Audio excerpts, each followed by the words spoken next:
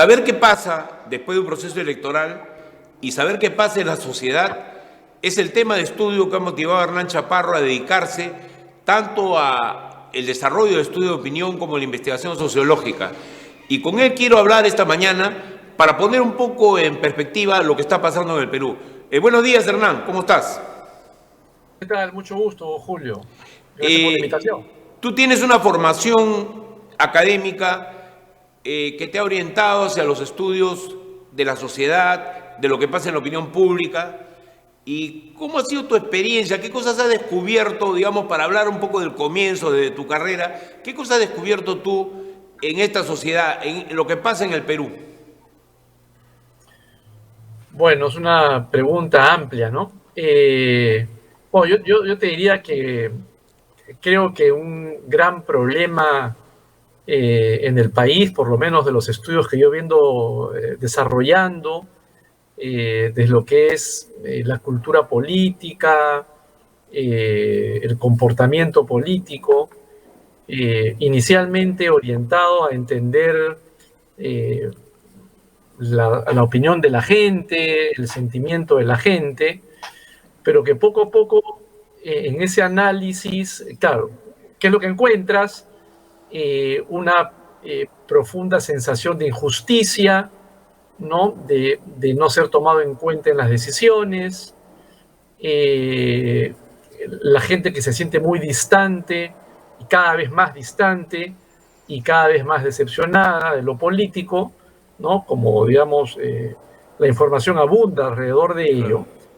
Este, eso termina más bien girando el foco porque, claro, durante mucho tiempo y todavía hay gente que sostiene y cree que esa, digamos, lejanía de la gente hacia la política es pasividad, o hay gente que dice que es irresponsabilidad de la gente, cuando justamente los estudios lo que indican es que, si bien es cierto que hay, digamos, finalmente hay una responsabilidad ciudadana, eso es indudable, el tema está que esta desafección, que es como le llamo yo, esta distancia de lo político y de algún modo esta especie de tolerancia, pasa por un proceso que se ha ido larvando en el tiempo históricamente, de decepción y frustración frente a, digamos, actores políticos que persistentemente actúan en función a sus intereses, ¿no? Ahora, dime Eh, una cosa, Hernán. Este despecho ante los políticos, tú sabes que el despecho es uno de los sentimientos humanos más fuertes, a veces más violentos, ¿no? ¿Este despecho es solo con los políticos o es también con otros elementos de la sociedad, ¿no? Por ejemplo, nos ha pasado a los que hemos trabajado en televisión, ver cómo, por ejemplo, un personaje como Magali une amor y odio de una manera terrible, a veces espantosa. Igual pasa con las grandes figuras de la banca, del comercio, por decirlo, que es algo sensible, pero algo pasa que hace que este país no esté tejido como una sola colcha, ¿no? Que hay demasiados elementos que a veces producen reacciones que son negativas, ¿no? sí, bueno, a ver, no por gusto, dentro de la fragmentación de la oferta política, discursos populistas eh, como el de Castillo,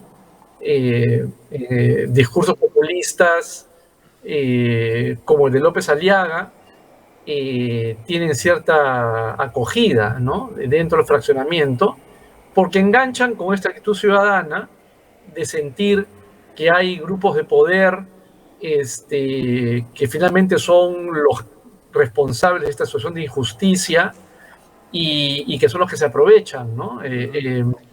Pero, Digamos, yo recuerdo unas dinámicas grupales, por ejemplo, donde ante digamos, esta afirmación de, oye, el gran problema del Perú es la injusticia, la falta de equidad, y tú preguntas por qué, es bueno, pues porque hay poderosos que se benefician de esto, y cuando tú preguntas, y eso, mira, 30 años metidos haciendo estudios de opinión pública y digamos, el texto se repite en Cusco, Trujillo, Iquitos, Lima, con algunas variantes, es cierto, pero ¿quiénes son los poderosos y los que se benefician? Políticos, empresarios, limeños, blancos, ricos, ¿no? Es un poco esta ecuación simbólica que no tiene equivalencia necesariamente, porque puede haber políticos que no sean ricos o empresarios que no sean limeños, pero en la cabeza de la gente hay esa ecuación simbólica, ¿no? Claro. Eh, y, y- y marca distancia. El tema de los medios es un tema, yo te diría, digamos, de más reciente data y que tiene que ver también digamos, el cambio en todo el ecosistema mediático eh, y que, en fin, va generando, digamos, otras voces y es cierto, ¿no? La gente, digamos, hoy tiene más opciones, más alternativas Claro. y efectivamente comienza a generar su propia red, digamos, de información, ¿no? Pero Claro, ese tema a mí me parece decisivo porque ha llevado a que los medios más institucionales, por llamarlo de alguna manera, o corporativos del país, vivan un proceso de vaciamiento de audiencia que es peligroso incluso para la supervivencia de la democracia. Porque yo encuentro, no sé si tú compartes esto, pero encuentro que en muchos lugares del país la gente no se siente en lo más mínimo identificado con ellos. Tampoco con los medios locales necesariamente, pero aunque los odien, los respetan porque expresan más o menos la realidad más próxima, ¿no? Entonces, esto explica incluso una ebullición desde hace 30 años de una enorme cantidad de canales de cable en provincia. Nosotros llegamos a esos canales de cable precisamente y un desarrollo de radios a televisoras de 48 horas en muchos lugares, en muchas estaciones del país, ¿no? Ese mundo, que es el de provincias, agrupado en asociaciones gremiales muy poderosas, sin embargo, no tiene una concomitancia con lo que están representados en la Asociación de Radio y Televisión, o en la Sociedad Interamericana de Prensa, o en la Asociación de la Prensa Peruana, ¿no? Entonces, pero no lo tienen al nivel del contenido y además al nivel de sensación de pertenencia. Yo te digo porque he vivido ese proceso en la Asociación de Radio y Televisión representando a los broadcasters de radio de todo el Perú. Y era así también el sentimiento, pero no era tan fuerte, tan vasto como ahora, porque incluso lleva acusaciones de que hay un monopolio comercial, que no se le deja crecer a los de provincia. O sea, se están desarrollando los conflictos sin que nadie los resuelva, ¿no? bueno, la radio y el uso de la radio en las regiones del Perú es un tema histórico de toda la vida. Claro. Acá y en muchas partes, la verdad en general, por lo menos de lo que conozco en América Latina, ¿no? Así es. Y claro, sobre eso, hoy ya tienes todo el tema de redes sociales, en general Internet, que va permitiendo, digamos, escoger alternativas. Eh, y, y, bueno, sí, digamos, el problema está que nadie puede medir bien eso, ¿no? Entonces, Claro. son todas intuiciones, ideas que pueden tener cierta plausibilidad, pero lamentablemente no hay recursos que permitan una medición adecuada de lo que significa. Ahora, lo cierto es que eso, digamos, justamente yo estoy haciendo trabajo ahorita en la Universidad de Lima investigando polarización y uso de redes sociales.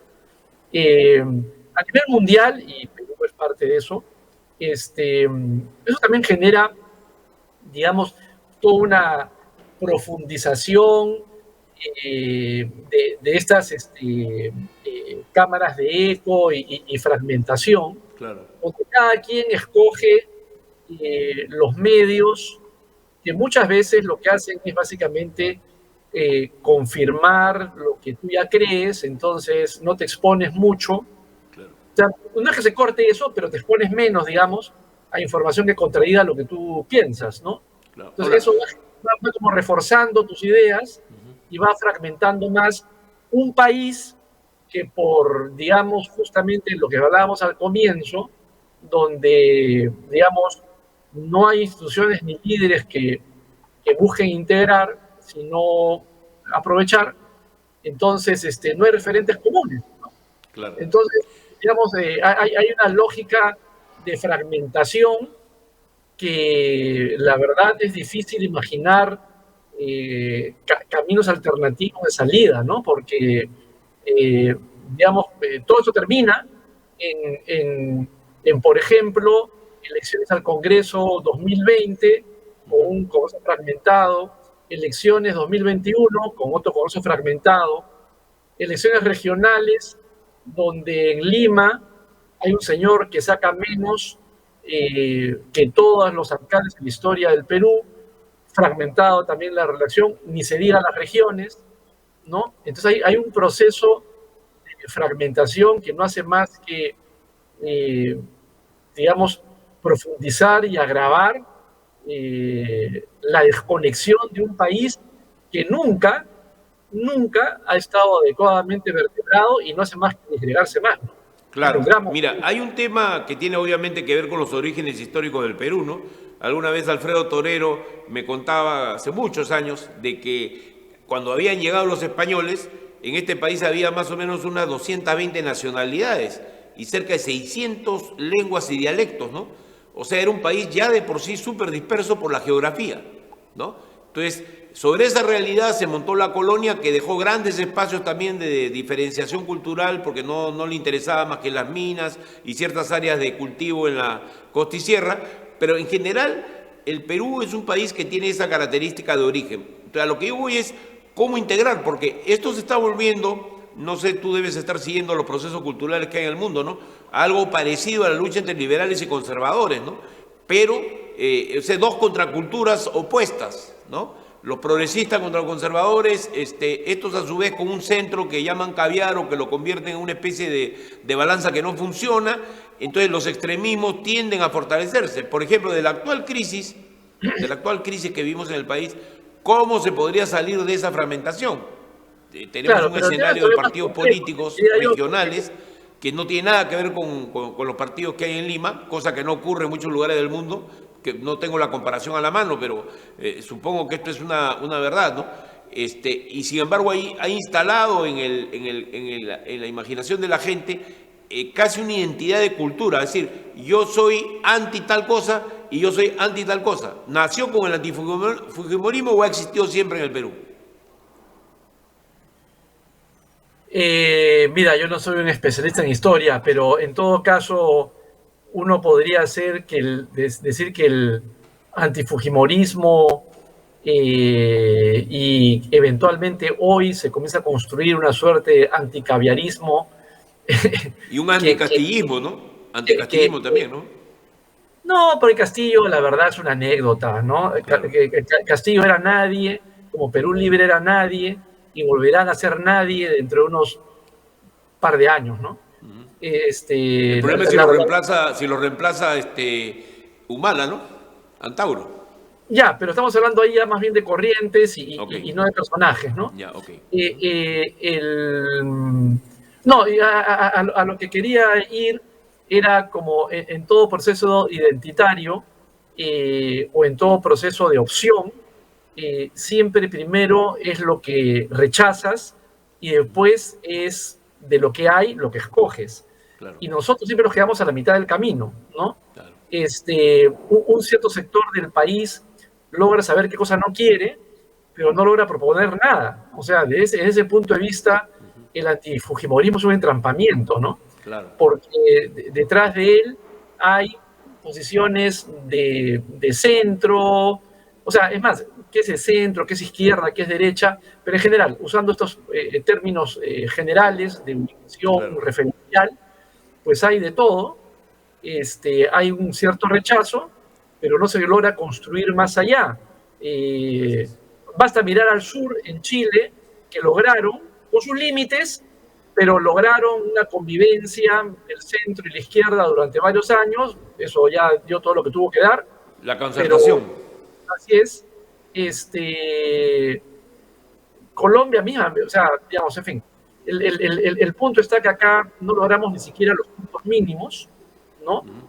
Y creo que eso es parte del drama, ¿no?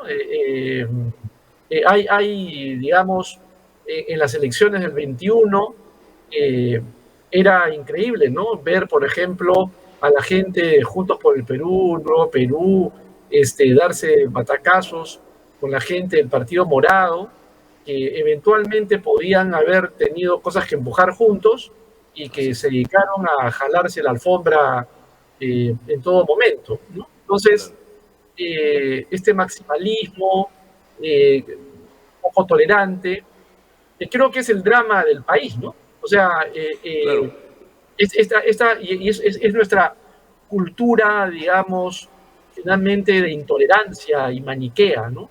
Que claro. hace que, digamos, una cultura de tolerancia, porque una cosa, ¿no? La democracia o la viabilidad política no pasa por anular las diferencias, ¿no es cierto? Así Eh, es no de convivir. tener, así es, mecanismos de tolerancia mínima y de identificar ciertas normas, no digo leyes, normas, o sea, convenciones, acuerdos, ¿no? No necesariamente Claro. escritos, de mutua convivencia. Y eso es lo Bueno, que está alguien roto. describió una situación así de la democracia como un matrimonio a la sueca, ¿no? Usas el mismo techo, pero son camas separadas, ¿no? Así Por es. ponerlo de una manera muy gráfica y coloquial, ¿no? Sí, y claro, con el añadido que ahora en Suecia lo que hay es un partido de De derecha y populista de poder. radical de derecha manejando el país. O sea, eso puede Porque terminar el que nos mal, lo te contó digo. fue un socialdemócrata sueco, justamente, ese Sí, chistoso. sí. Bueno, pero Pero volviendo, creo, sí, creo que ahí andamos con problemas, la verdad. Bien, mejor dicho, creo que ese es el tema para mí mayor, y es pues, digamos, lo que, por ejemplo, aparece, a ver, dos cosas, ¿no? Uno, sí, cuando se habla de, o hasta tres si quieres, uno de una nueva constituyente, sí, digamos, como si el aparataje legal fuera a arreglar algo, ¿no?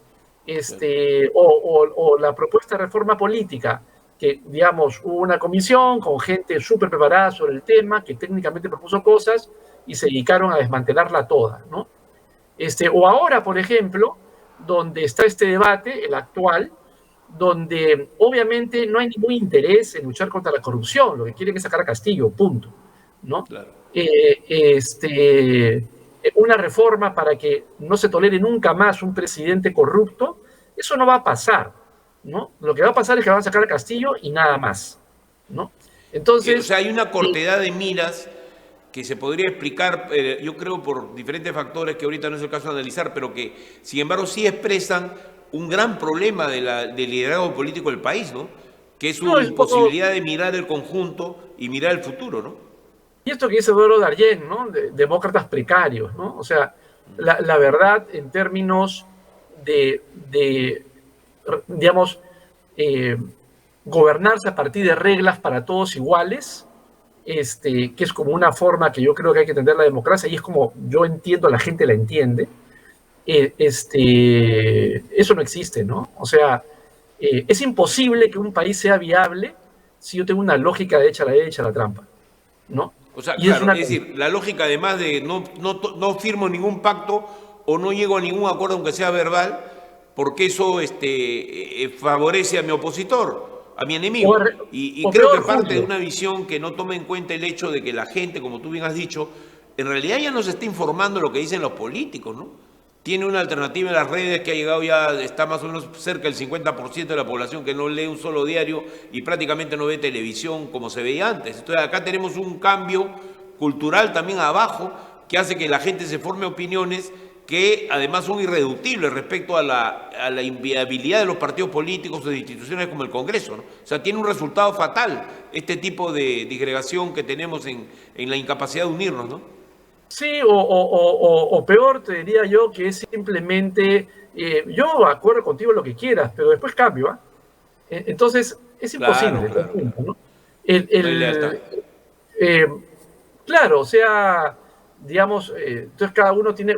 ¿Por qué crees que Perú, en todos los estudios de los últimos 10 años, en la comparación de todo América, Canadá, Estados Unidos, Centroamérica y todos los países, Brasil, Argentina, Colombia, Chile, estamos junto con Haití entre los países donde hay más desconfianza interpersonal? O sea, si yo no confío en ti, ¿qué me voy a juntar para una olla común? Si no confío en ti, Lógico. ¿qué me voy a juntar para un vaso de leche? Si no confío en ti, ¿qué me voy a juntar para una sociedad de padre de familia? Si no confío en Claro, ti, ¿qué me voy a juntar para un partido político? claro. Cada uno por su lado y ya está. Cierto. Entonces es el individualismo eh, Más extremo. Pero una eh, pregunta aquí, con llagas. Hernán, Sí. que creo que es la decisiva. ¿No tiene algo que ver, o tiene que ver, pero digamos, cómo lo ves tú desde el punto de vista de tus estudios, de lo que tú analizas? ¿Cómo ves tú el peso de la informalidad? Porque la informalidad no hay que olvidar que te vuelve una persona extremadamente individualista porque es la manera de poder sobrevivir. O sea, lo colectivo no va mucho con la informalidad más que, bueno, en ciertos aspectos productivos, etcétera, esa cierta forma de asociación, pero no sé si la interpretación es correcta, pero no afecta a la política esta informalidad. Yo la vez pasada conversaba con un amigo que es un periodista extranjero, sobre el problema del Perú y me decía, oye, a la gente no le gusta el Congreso. Sí le decía, pero refleja lo que es la gente. Mira tú los currículums, los lugares del Perú donde vienen los congresistas, mira quiénes son sus amigos, mira para qué empresas han trabajado, mira todas sus relaciones y verás que pertenecen más al Perú informal que a este de Lima, más que a la sociedad supuestamente urbana informal que gobierna el Perú, ¿no? Y Sí. 70% de ellos tienen esos orígenes, basta mirar nomás su currículum, ¿no? Eh, claro, lo que pasa es que, digamos, a ver, la informalidad tiene muchas dimensiones, Sí, ¿no? claro. Empresarial, o sea, en lo legal, digamos, la informalidad a nivel formal, vamos a llamarlo así, Sí. o a nivel legal tiene varias dimensiones, en lo laboral, en lo empresarial, ¿no? Eh, pero también lo cultural, ¿no? A eso iba. Yo creo que lo Claro, cultural es lo decisivo ahí, ¿no? y claro, digamos, ¿cuál es nuestra relación con, por eso digo, con las leyes? ¿Cuál es nuestra relación con la norma? Bueno, mira, yo me acuerdo hace mucho tiempo un estudio que me encargó un organismo internacional, prefiero ya no decir el nombre, que tenía que Sí. ver con el tema de informalidad. Entonces, tú tenías gente que, a ver, un par de cosas, ¿no? Un empresario, ponte que tenía, no es el caso, voy a decir otra cosa, ¿ya? Para no Sí. violar confidencialidad, pero digamos una lavandería, ¿ya? Entonces me decía, mira, yo tengo 5 lavanderías, dos son formales, dos más o menos, y hay un par que son totalmente informales. Entonces todos los insumos los compro por la informal, luego la paso para la formal, ¿no? Entonces era qué es formal, qué es informal. Y en esa lógica, finalmente la gente decía, mira, y puede ser autojustificatorio, ¿no? Pero Claro. decía, mira, si, ¿para qué va a pagar impuestos? ¿Para que se roben la plata? Sí, pues es la Eh, lógica. no, entonces no. Entonces, a mí me hace acordar, yo hice mi doctorado en España, me acuerdo que estaba,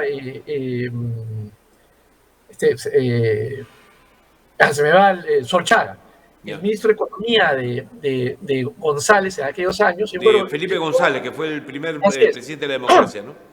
del Partido Socialista Español, ¿no? Sí. Digo, yo llego a Perú y justamente coincide que Solchaga viene de visita, llega al Perú y lo primero que dice un poco es, oye, ¿de dónde quieren hacer tanta política pública si nadie paga impuestos? ¿No? Claro. Eh, El primer acto de ser ciudadano es pagar los impuestos, ¿no?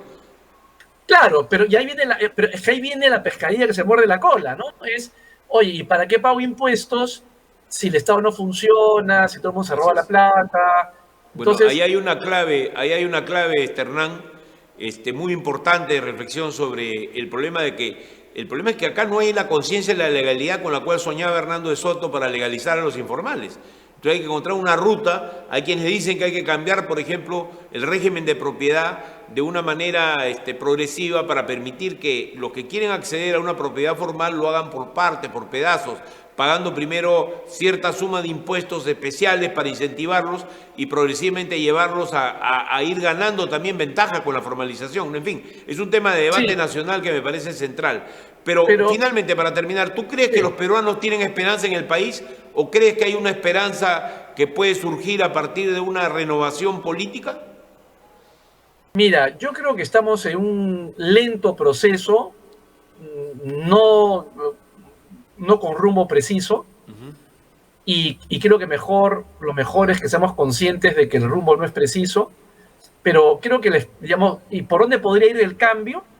En la medida en que tengamos esperanza en primera instancia en nosotros mismos, ¿no? Lógico, el país. Yo estoy haciendo ahorita un estudio comparativo de movimientos sociales Chile-Perú en universitarios, y claro, Cada país tiene su historia y cada país tiene su derrotero. Claro. Pero en Chile lo que terminó pasando es que hubo una generación que en algunos trabajos de investigación le llamaron los sin miedo, ¿no? Que es la generación que llevó a Boric al poder, que es todo este movimiento estudiantil. En Chile hay una larga tradición de movimiento estudiantil desde los colegios, Sí. que terminaron diciendo, mira, el miedo al autoritarismo pinochetista no nos interesa, no lo tomamos en cuenta. La apuesta a la concertación tampoco nos interesa. Esa generación no nos representa. Claro. Los que nos representan somos nosotros. Y somos nosotros los que vamos a actuar y a poner la agenda. Entonces, ese nosotros, en lugar de estar pidiendo cosas, un nosotros que permita reconstruir el tejido roto o nunca desarrollado en este país, Claro. es lo que nos tiene que permitir mirar con esperanza las cosas. Hay más transparencia. Hoy, digamos, las pillerías de Alan García, quisiera creer que hoy, en este país más mesocrático, más transparente por redes sociales, no se tolerarían mucho, Claro. ¿no es cierto?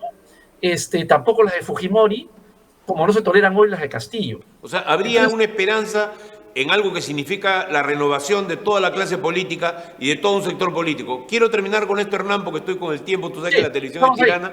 Ha sido una conversación sumamente ilustrativa y muy interesante desde el punto de vista de analizar qué es lo que está pasando en nuestro país con alguien tan calificado como eres tú como analista. Yo voy a volver a buscarte porque tú estás en la investigación, estás metido en la salsa que tiene que ver con averiguar qué pasa en el Perú. Muchas gracias por esta entrevista. Un fuerte Sí, abrazo. muchas gracias. Fue Hernán Chaparro en Sinfloro. Volvemos con ustedes en breves momentos. Que no te la cuenten, que no te mientan, que no te digan que la verdad es otra. Nosotros en Conectados TV, la red que une al Perú, y en el programa Sinfloro te decimos la verdad. Yo soy Julio Schiappa y soy conocido en la prensa nacional por no apartarme de una línea indubitable de lealtad a la verdad y de no dejarme engatusar por la falsa prensa que a veces nos mal informa. Volvemos con ustedes todos los días de lunes a viernes a las 6 de la tarde, aquí en conectadosperú.com.